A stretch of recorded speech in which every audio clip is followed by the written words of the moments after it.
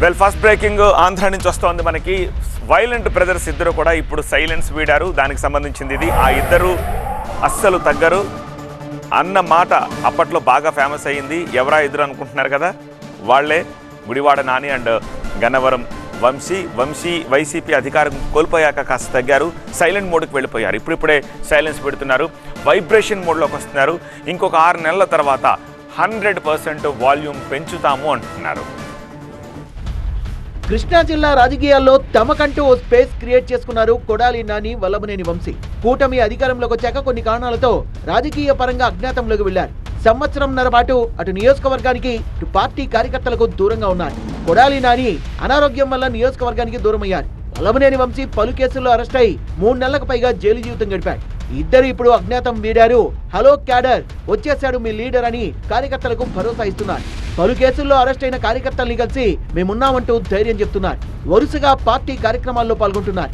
YCP chief Jagan పర్యటనల్లో కూడా ముందుంటున్నారు. Kodali Nani, Vallabhaneni Vamsi నియోజకవర్గాలపై focus చేశారు. వచ్చే ఎన్నికల కోసం ఇప్పటి నుంచే గ్రౌండ్ రెడీ చేసుకుంటున్నారు.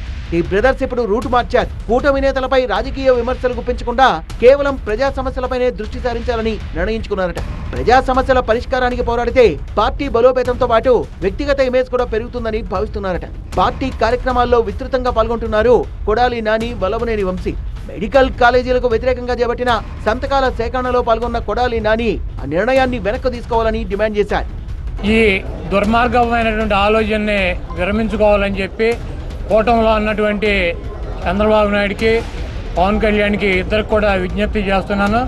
తప్పకుండా పేద ప్రజల కోసం ఏదైతే కాలేజీలని జగన్మోహన్ రెడ్డి గారు ప్రారంభించారో వాటిని పేద ప్రజలకే అందేటట్టు ప్రభుత్వమే ఆ కాలేజీలని నడిపేటట్టు చర్యలు తీసుకోవాలని చెప్పి ప్రభుత్వాన్ని కోరుతున్నాను. అదేవిధంగా జగన్మోహన్ రెడ్డి గారి కోటి సంతకాలు సేకరించి ఆయనకి పంపిస్తాము. ఆయన గవర్నర్కి అందిస్తారు.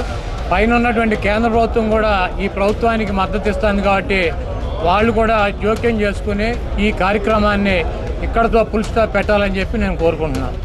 మీదట ప్రజల్లోనే ఉంటానన్నారు కొడాలి నాని. మరోవైపు వల్లభనేని వంశీ కూడా గన్నవరంలో విస్తృత పర్యటనలు చేస్తున్నారు. పార్టీ నేతలతో సమావేశమవుతున్నారు. వచ్చే స్థానిక సంస్థల ఎన్నికలు, సార్వత్రిక ఎన్నికలకు ఇప్పటి నుంచే స్కెచ్ గీస్తున్నారు. కృష్ణా జిల్లాలో వైసీపీకి పునర్వైభవం తీసుకొస్తానంటున్నారు నాని, వంశీ.